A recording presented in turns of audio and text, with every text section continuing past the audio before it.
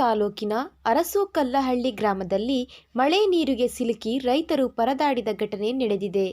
2 ದಿನಗಳಿಂದ ಭಾರೀ ಮಳೆಯಾಗುತ್ತಿದ್ದು ಹಳ್ಳ ಕೊಳ್ಳಗಳು ತುಂಬಿ ಹರಿಯುತ್ತಿವೆ. ಅರಸೂಕಲ್ಲಹಳ್ಳಿ ಗ್ರಾಮದಲ್ಲಿ ತಂಬಾಕು ಕಟಾವು ಮಾಡಿ ಟ್ರ್ಯಾಕ್ಟರ್ ಮೂಲಕ ತರುವ ವೇಳೆ ಕಾಲುವೆಯ ನೀರು ಹೆಚ್ಚಾಗಿ ಟ್ರ್ಯಾಕ್ಟರ್ಗಳು ನೀರಿನಲ್ಲಿ ಸಿಲುಕಿಕೊಂಡು ರೈತರು ಪರದಾಡುವ ಪರಿಸ್ಥಿತಿ ಎದುರಾಗಿತ್ತು.